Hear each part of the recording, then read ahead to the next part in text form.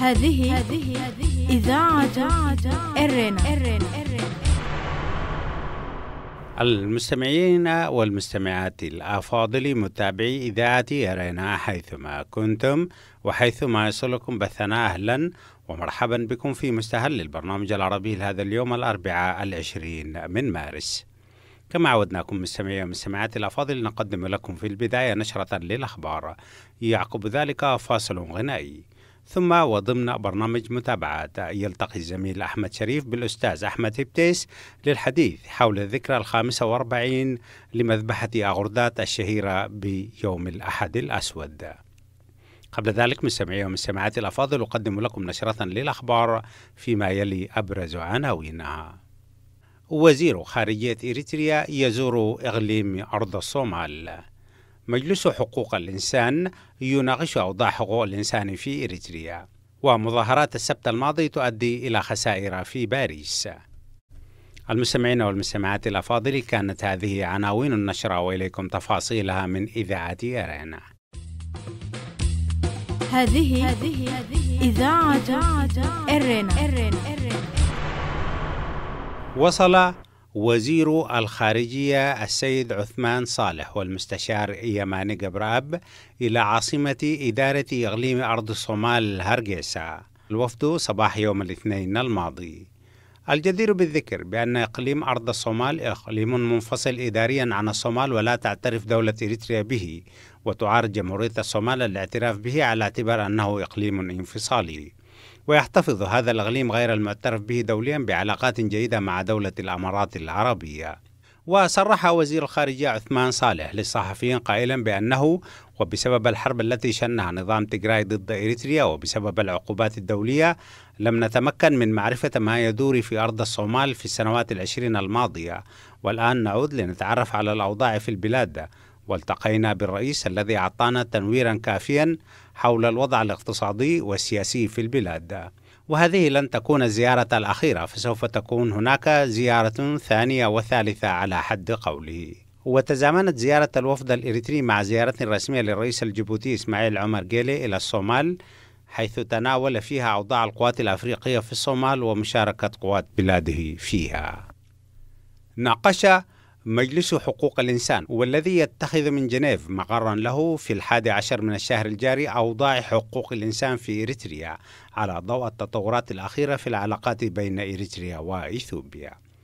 وعرب المجلس في أن يؤدي التحسن في العلاقات بين إريتريا وإثيوبيا إلى تحسن أوضاع حقوق الإنسان في البلاد بشكل عام.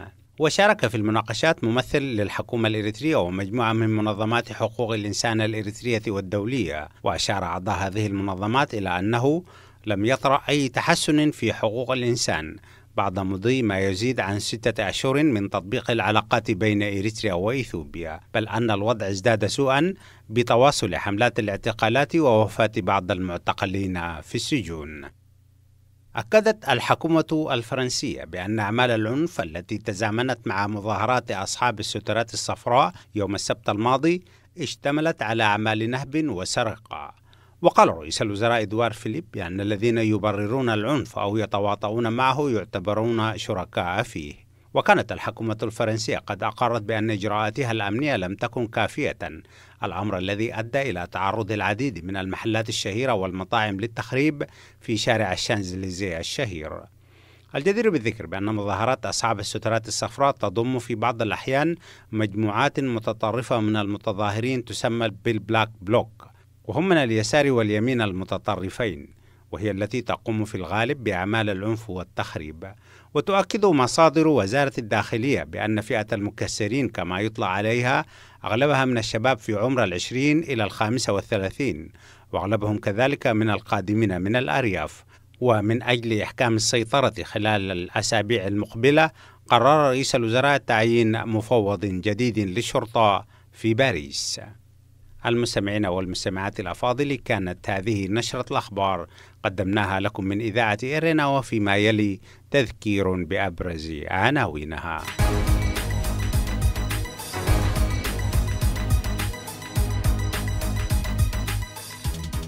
وزير خارجية إريتريا يزور إقليم أرض الصومال. مجلس حقوق الإنسان يناقش أوضاع حقوق الإنسان في إريتريا، ومظاهرات السبت الماضي تؤدي إلى خسائر في باريس. المستمعين والمستمعات الأفاضل، كانت هذه نشرة الأخبار قدمناها لكم من إذاعة إرينا. متابعة طيبة أتمناها لكم مع ما تبقى من فقرات برنامجنا. إذاعة إرينا، صوت مستقل لإريتريا. المستمعون الكرام، السلام عليكم ورحمة الله تعالى وبركاته، وأسعد الله أوقاتكم بكل خير من إذاعة إرينا في باريس. نلتقيكم سادتي في هذا الجزء من برنامج إذاعة أو برنامج متابعات، وفي هذه المتابعة نستضيف للمرة الثانية أخونا الأستاذ عبد القادر هبتيس، الناشط السياسي والاجتماعي في مدينة ميلبورن بأستراليا. أستاذ عبد القادر، أهلا ومرحبا بك في إذاعة إرينا. أهلا مرحبا، برحب بك وأرحب بالإذاعة، ولأنه للمرة الثانية أنه تدونه فرصة عشان نتكلم يعني، فأنا سعيد. الله يخليك. نتكلم جدا. وشارك. وفي البدء أنا يعني أتقدم باسم كل المستمعين أنك أنت لبيت الدعوة وجيتنا من مسافة بعيدة وخليت أشياء كثيرة، وفي يوم راحتك وإجازتك أن نجري معك هذه المقابلة مش حاجة سهلة يعني. ربما للمستمع بيستمع لها شيء عادي، لكن عزيزي المستمع، المقابلات لو يحكوا الصحفيون عن ما يدور قبل المقابلات وكيف تتم في أي أجواء، والضيف كمان يتحمل أعباء المشقة والانتقال من مكان إلى مكان، بالذات في بلاد الغرب والمهجر، مش حاجة سهلة. بالتالي أثمن وأقدر فيك هذا المجهود، وأنت دائما تلبي كل الدعوات الإعلامية. أستاذ عبد القادر، تمر طبعا مرت في 9 من مارس الحالي اللي بنعيش أيامه الأخيرة الذكرى 45 لمذبحة أغردات أو يوم الأحد الأسود. مدينة أغردات كغيرها من مدن البلاد أيام الاستعمار الإثيوبي، يعني كانت هنالك أشياء يعني الواحد نحن كنا أطفال لما نتذكرها يعني أقشعر نفسه طبعا، وذكريات أليمة. أستاذ عبد القادر، بعد 45 سنة من هذه الملحمة أو المذبحة الجريمة النكراء بحق الشعب، المعالم بتاعت المأساة كيف تتراءى لك يا أستاذ عبد القادر؟ رغم مضي 45 عاما من المذبحة، إلا أنه حتى الآن أنا أتذكر الأخوة اللي استشهدوا في المذبحة، وأيضا أتذكر الآباء اللي استشهدوا، يعني أنه المذبحة بكل المعاني كانت مأساوية. الناس ماتوا في قضية أصلا ما تستحق أن يكون في مذبحة بهذا المستوى. يعني لو كانت معركة كبيرة، لو كانت مثلا الثورة نفذت عملية كبيرة في داخل المدينة، كان ممكن الواحد يقول أنه ليه مبرر. لكن الشيء اللي حصل يعني ما بنفس المستوى. يعني المفروض كان المذبح ما كان المفروض تحصل مذبح، وما كان المفروض يموت هؤلاء الناس. نعم. فالعشرات أو المئات اللي استشهدوا في مدينة أغردات حتى الآن الجزء الأكبر يتذكرهم منه لأنه بعرفهم شخصيا. من تذكر مين مثلا؟ أتذكر عدد كبير، مثلا عمنا حامد بتيس وابن إسرائيل، يعني نعم. حامد بتيس، عندك أبو ناس حبيب، مش كده؟ ابن حبيب يعني. نعم. وعبد الواحد. أتذكر أيضا حامد الشريف، يعني كان في السوق، ساكن في منطقة السوق، نعم. مشهور حامد الشريف، وابنه نعم. أيضا هاشم استشهد في المذبحة. كان ابنه متعلم، مش كده؟ كان جاي من الجامعة. جامعة، وابنه آخر أستاذ في جامعة الجزيرة في السودان يعني. الشهيد كان طالب في جامعة أديس. أديس كان هاشم يعني. كان جاي أسف شديد يعني، جاء وحضر المذبح بتاع أغردات يعني. فأنا أتذكر عدد كبير، يعني مثلا ود حالي، محمد صالح حالي، عندك مثلا محمد صالح هاجدي، هذا الإنسان هو وحيد لأمه وأبوه، يعني هو الوحيد اللي استشهد في المذبح بتاع أغردات، يعني وحيد لأمه وأبوه، لا عنده أخت ولا عنده هنا، يعني كان عنده بنية صغيرة واستشهد. فأتذكر عشرات منهم يعني، لأنه أعرفهم يعني، ناس عمان علي بر، ناس حسين جعفر، ما في ناس محمد أدحنة والد اللاعب الكبير إبراهيم أدحنة، وعثمان أدحنة المناضل، وكان في الثورة يعني كان طالب في الغاية وبعدين التحق بالجبهة وكانوا ضباطهم حتى تقريبا قبل كم سنوات. فأنا أتذكر كل الأسماء نعم. اللي استشهدوا في هذه المذبحة يعني، واستشهادهم يعني كان مأساوي يعني. الغريبة إنه يعني كثير منهم يعني استشهد داخل دور العبادة في المساجد والخلاوة وفي أماكن يعني سبحان الله، يعني الواحد يعني يترحم عليهم. أستاذ عبد القادر، طبعا زي ما قلت كده، خلينا نخط المستمع الكريم. على الرغم من قناعتي أنا أنه مدينة أغردات هي دفعت ثمن ثورتها وبطولاتها ووقوف أمام المحتل الإثيوبي، يعني ولذلك كان الحقد والكراهية من المستعمر كان يعني متراكم يعني، وبالتالي جاءت المذبحة هي كمحصلة لكل تلك الأحقاد. لكن خلينا نخط المستمع يعني أسباب وملابسات الجريمة كانت شنو مما يحكي الناس، وإنت طبعا يعني الوقت ده كنت شاب يعني. بالمناسبة الجبهة ما تتحمل مسؤولية ما حدث يعني. جبهة تحرير إريتريا لا أصدرت لا بالاختطاف ولا بالاغتيال. مجموعة من الشباب هم كانوا يتعاونوا مع الجبهة، اختطف رجل شاب صغير هو كان بيشتغل في الأورنيش. تخلاب كان يشتغل في الأورنيش، يمشي على الأحذية بالذات تلقاه في أمام المسجد، كان في مدينة أغردات. نعم. هذا الإنسان استدرجوه ودفعوه إنه يطلع معهم لخور بركة، داخل في مدينة أغردات. ولما وصل خور بركة هو شعر بأنه في شيء قاعد يحاك ضده. هو كان يتعاون مع العدو يعني. كان جاسوس يعني. جاسوس هو. فهذا الإنسان تم استدراجه بمبادرة من شباب المدينة، وليس من قيادة الجبهة ولا من قيادة حرب العصابة. قرار إعدامه أو تصفيته صدر من لا من نفس المجموعة. لما حس هو بأنه مجموعة الشباب اللي يعرفهم هم حاولوا أنه يجروه لخارج المدينة، هو قاوم. فلما قاوم خافوا يعني هم كانوا يطلعوه، ويسلموه للجبهة. احتمال كبير جدا الجبهة ما كانت أطلق السراح، وإذا ثبت أنه هو بريء كانت الجبهة أطلق السراح يعني، لأنه الجبهة قبل كده وتكببوش يعني. هذا الإنسان أمه خمارة معروفة كببوش تم اختطافه وهو تقروايه يعني، وبعد التحقيق أثبت أنه هو الإنسان ما جاسوس وتم إطلاق سراحه. فالجبهة كانت تطلق سراح أي إنسان بريء هو ما عنده ارتباط كان يفوت. فهذا الإنسان ممكن كان يطلق سراحه لو كان هو وصل لأيدي حرب العصابات التابعة لجبهة تحرير. لكن لما قاوم هو الجماعة صرفوا وطعنوا فيه بالسكين ورموه يعني. نعم. ولكن يقال أنه هو المتسبب في اعتقال عمنا الشيباني الله يرحمه من أعيان مدينة، وهو يمني طبعا، إريتري من أصول يمنية. ونحن نحيي من هنا عبر إذاعة إرينا الدولية أبناء الشهيد عمنا شيباني، حسين شيباني، عزيزة شيباني، نور، والناس اللي نعرفهم يعني، الله يرحم أبوهم. فيقال أنه تخلآب ده هو سبب اعتقال شيباني. وشيباني طبعا خلاص أعدم في معسكرات الجيش الإثيوبي داخل المدينة. وعلى إثر ذلك ربما الشباب بتاعت المدينة حاولوا يعني يثأروا الحتة دي. رأيك فيها شو؟ أنا داير أقول حاجة، أنه في المدينة كان في عدد كبير الناس يتعامل في لجنة المدينة اللي كانت مباشرة مرتبطة بالجبهة، كانت هي اللي تشرف على العمل. في شباب كانوا يتعاونوا مع الجهاز الأمني بتاع الجبهة، وكانوا يتعاونوا أيضا مع جهاز حرب العصابات التابع لجبهة تحرير. فهم بالتأكيد يكون عندهم معلومات أنه فلان الفلاني يتردد مع الإثيوبيين أو يتعاون مع الإثيوبيين.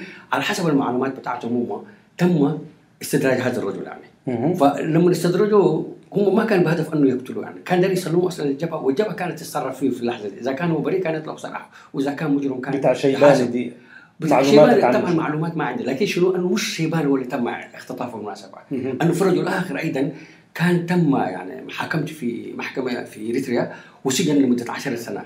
انا ما اتذكر اسمه. رجل كان في المسؤول البلديه في مدينه أغردات، كان بيشاوش تقريبا في البلديه. ففي 62 او 63 الجبهه وزعت بيانات، وكان المشرف على الاشراف على يوم العيد، وكان يشرف على المكان بتاع الصلاه يعني، يرشوا مويه ويخط البرش وبتاعنا.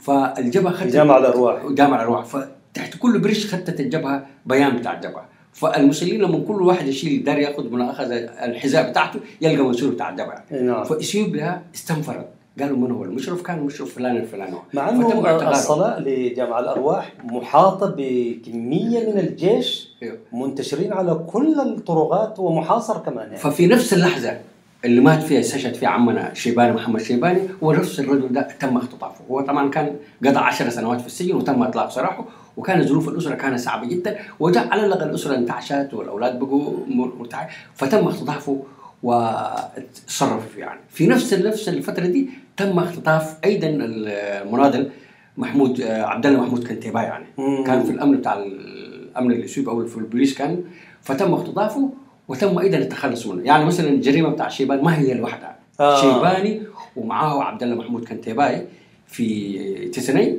وايضا الرجل الثاني اللي قاعد اقول لك للاسف ما اذكر اسمه بالشاوش كان في البلديه، وبعد ما تم اطلاق سراحه فتح دكان، يعني الناس المدينه تعاونوا معه وفتح دكان.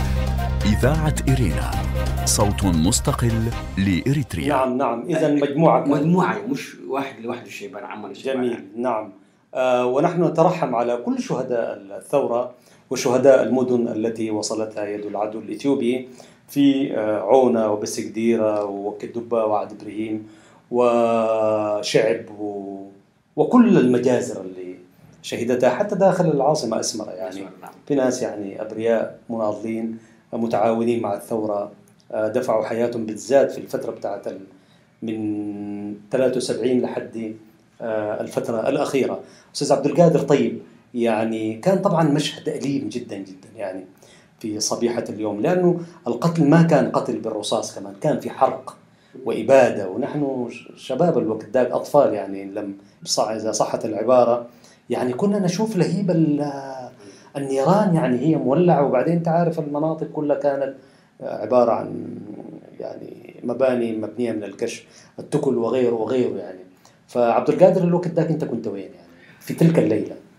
في الليلة دي أنا كنت أصلا في السودان في كسلة، لأنه المدارس أصلا ما تم إغلاقها، كله في الفترة الدراسية، فالمفروض بعد مارس أنا المفروض أسافر لأوردات وأواصل نشاطي في داخل. فللأسف الشديد أنا ما كنت موجود، لكن جاتنا الأخبار أنه حصلت مذبحة في أوردات، يعني بالذات أوردات أثرت أكثر بالمناسبة لما استشهد الشيخ محمد وسيدنا الأمين وسيدنا مصطفى. السيد مصطفى هذا الإنسان محمد ده كان تقريبا عمدة بتاع المدينة، يعني كل الناس كانت تعتمد عليه، الرجل كان نفس اليوم استشهد يعني ما قتلوا دفروه يعني.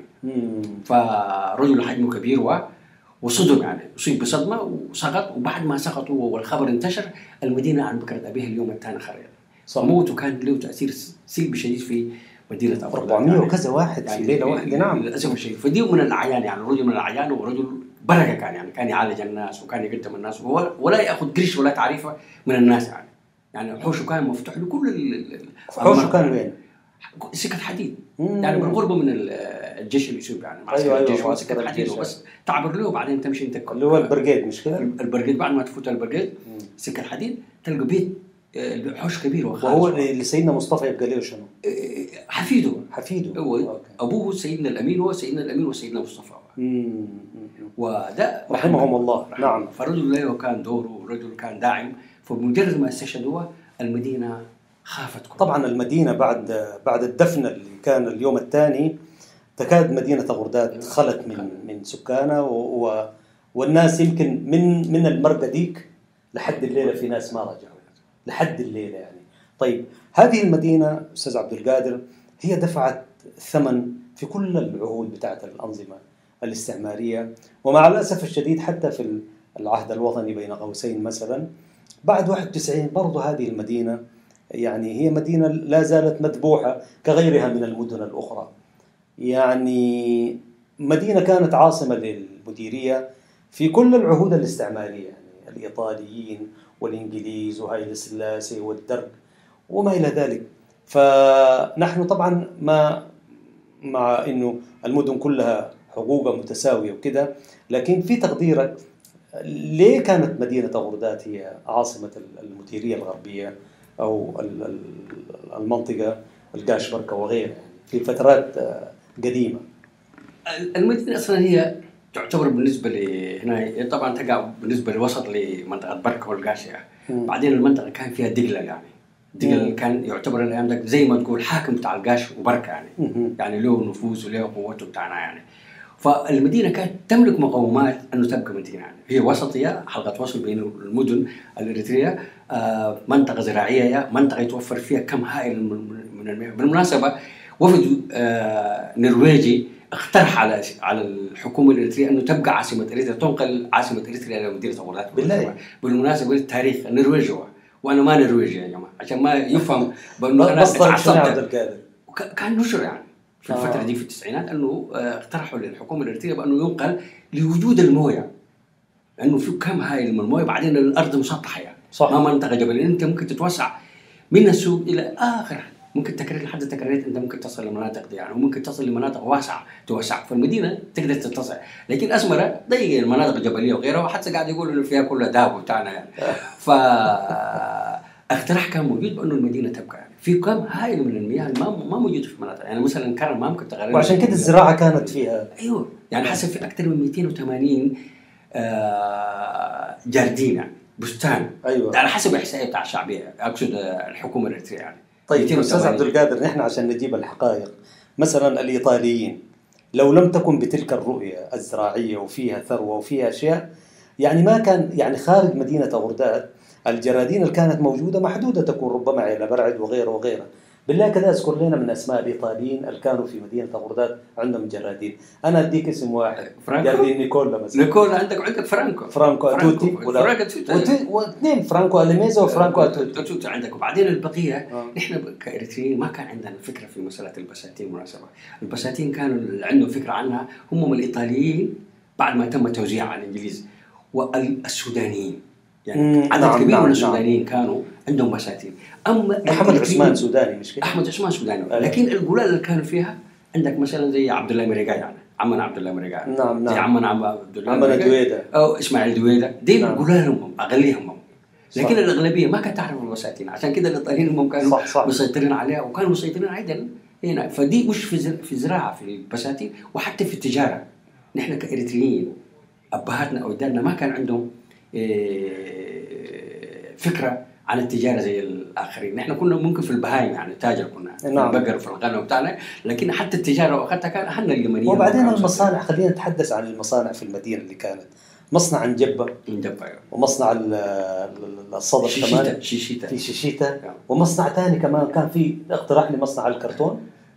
تخيل في مدينة في السبعينات يعني، مش في السبعينات، دي كان في الخمسينات. أيوة. يعني 50 واحتمال يكون في الأربعينات، لأنه كان عندنا مثلا شيشيتا بعدين تم نقله. يعني أنا قصدي حتى آخر عهد أيوة. وعندك الأنجبة كان يشتغلوا في عدد كبير من يعني، وكان دخلهم الأيام ذاك بالمناسبة يعني كان الواحد يأخذ 180 بر. 180 بر معناته تشتري عمارة يعني كان القروش كانت كثيرة بالنسبة له. لكن عامل الأنجبة مش العامل الكبرار أيوة. البوش أيوة. البوش. والعمال كانوا يجوا من مختلف المدن الإريترية، وكان أيضا يجوا من تجراي يعني، وكان يشتغل يعني. الخير كان عام يعني، زي حسب مثلا المشروع بتاع تكريريت. مشروع تكريريت مش أبناء المدينة هم كانوا يشتغلوا فيه يعني، أول الموجودين في البركة يعني.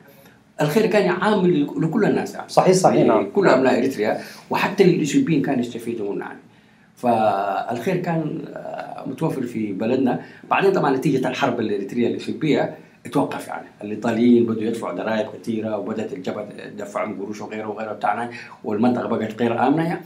فهم وقفوا المشروع بتاع أنجبة. وبعد ما تم التحرير بالمناسبة الإريتريين أبناء مدينة أوراد طالبوا بإعادة المشروع. وأنا سمعت بإذن لما قدموا الكلام ده لسياسة فرقي في السعودية، لا في إريتريا بعد في مدينة أوراد طالبوه بأنه يرجعوا الشيشيتا وأنجبة يعني، وعدم خير. وطلبوا منه كمان يبنوا كبري ليربط خورا غرداد بالمدينة يعني.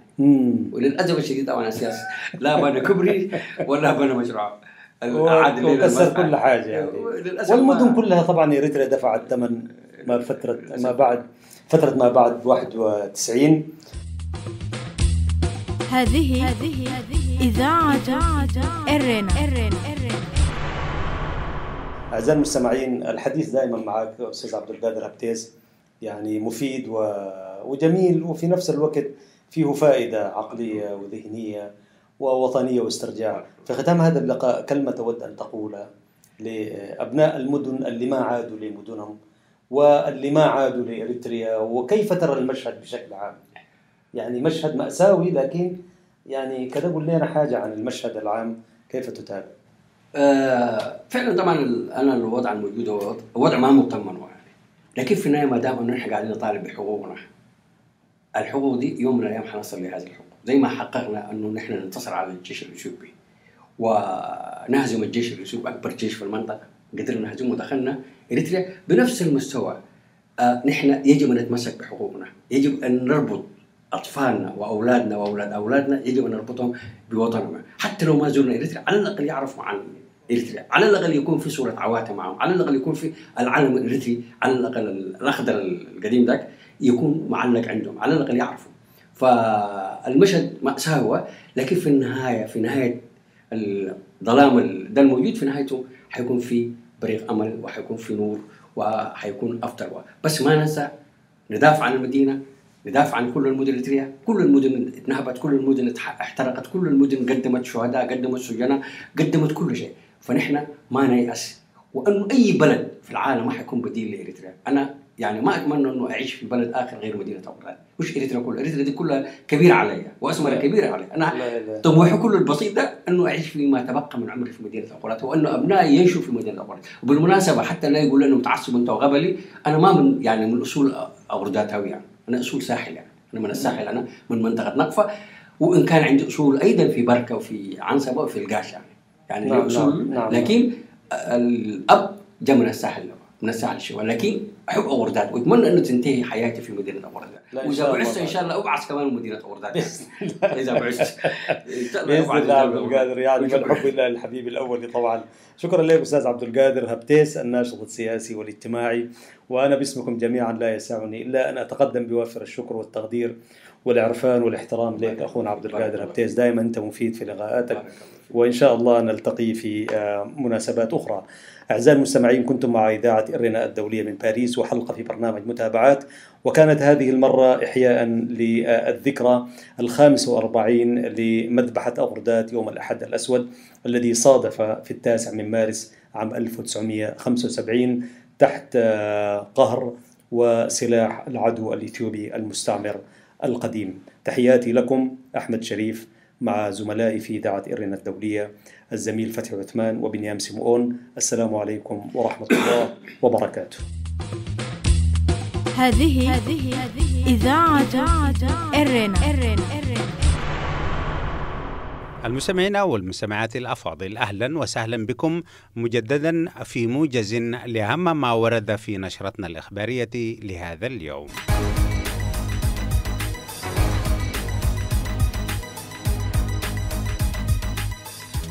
وزير خارجية إريتريا يصل إلى إقليم أرض الصومال. وصل وزير الخارجية عثمان صالح والمستشار يماني جبراب إلى عاصمة إدارة إقليم أرض الصومال في هرقيسة، ووصل الوفد صباح يوم الاثنين الماضي والتقى برئيس الإقليم. مجلس حقوق الإنسان يناقش أوضاع حقوق الإنسان في إريتريا. ناقش مجلس حقوق الإنسان والذي يتخذ من جنيف مقرا له في 11 من الشهر الجاري أوضاع حقوق الإنسان في إريتريا على ضوء التطورات الأخيرة في العلاقات بين إريتريا وإثيوبيا. أخيرا، مظاهرات يوم السبت الماضي تؤدي إلى خسائر في باريس. أكدت الحكومة الفرنسية بأن أعمال العنف التي تزامنت مع مظاهرات أصحاب السترات الصفراء يوم السبت الماضي اشتملت على أعمال نهب وسرقة. وقال رئيس الوزراء الفرنسي إدوار فيليب بأن الذين يبررون العنف أو يتواطؤون معه يعتبرون شركاء فيه. المستمعين والمستمعات الأفاضل، كان هذا موجز لأهم ما ورد في نشرتنا الإخبارية لهذا اليوم. هذه إذاعة إرنا. وفي الختام، مستمعي ومستمعات الأفاضل، أذكركم دوما بأنكم يمكنكم الكتابة إلينا والتواصل معنا على البريد الإلكتروني arabicerena@gmail.com. وحتى نلتقي بكم في حلقة جديدة من برنامج متابعات أو البرامج الأخرى لإذاعة إرنا، لكم مني فتحي عثمان ومن زميلي أحمد شريف ومن زملائي في الإذاعة أطيب التحايا، ودمتم في رعاية الله وحفظه. هذه إذاعة إرنا.